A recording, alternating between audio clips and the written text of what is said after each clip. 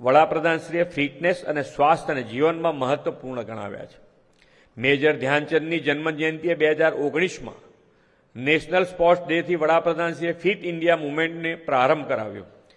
આદરણીય મોદી સાહેબના સ્પોર્ટ્સ અને ફિટનેસ માટેના વિઝનનો લાભ ગુજરાતને છેલ્લા અઢી દાયકાથી મળી રહ્યો છે. ગુજરાતમાં આજે જે સ્કેલ પર સ્પોર્ટ્સ કલ્ચર ખીલ્યું છે તે આદરણીય વડાપ્રધાન શ્રી નરેન્દ્રભાઈ મોદીના વિઝનનું પરિણામ છે. ખેલે તે ખેલેના મંત્ર સાથે તેમણે 2010માં ખેલ મહાકુંભની શરૂઆત કરાવી અને છેક છેવાડાના ગામડાથી લઈને મહાનગરોના ખેલાડીઓના કૌશલ્યને બહાર લાવ્યા. ગુજરાતમાં તો હવે રમતવીરો ખેલ મહાકુંભ આવવાની આતુરતાપૂર્વક રાહ જોતા હોય છે. ખેલ મહાકુંભ 3.0માં રેકોર્ડ બ્રેક 71 લાખથી વધુ ખેલાડીઓએ ભાગ લીધો. આજે નેશનલ સ્પોર્ટ્સ ડેના અવસરે ખેલ મહાકુંભ 2025 માટેનું રજીસ્ટ્રેશન પણ શરૂ થઈ ગયું છે. આદરણીય શ્રી નરેન્દ્રભાઈના કુશળ નેતૃત્વ તથા દિગ્દ્રષ્ટિને પરિણામે જ ગુજરાતે રમતગમત ક્ષેત્રે સિદ્ધિના નવા શિખરો સર કર્યા છે. રમતગમત માટે ખેલાડીઓને યોગ્ય ઇન્ફ્રાસ્ટ્રક્ચર, સાધન સુવિધાઓ અને તાલીમ સરળતાએ મળે છે.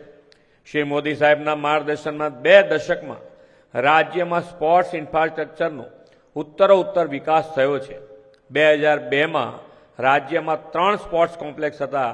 આજે 24 સ્પોર્ટ્સ કોમ્પ્લેક્સ છે.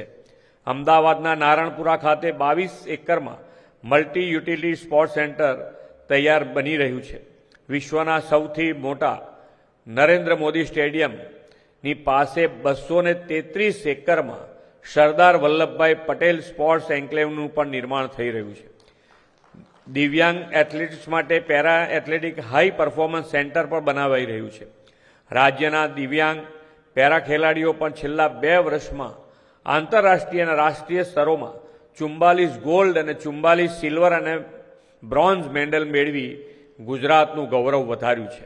રાજ્ય સરકારના રમતવીરોને વિશ્વ કક્ષાનું સ્પોર્ટ્સ ઇન્ફ્રાસ્ટ્રક્ચર આપવા માટે સંકલ્પબદ્ધ છે.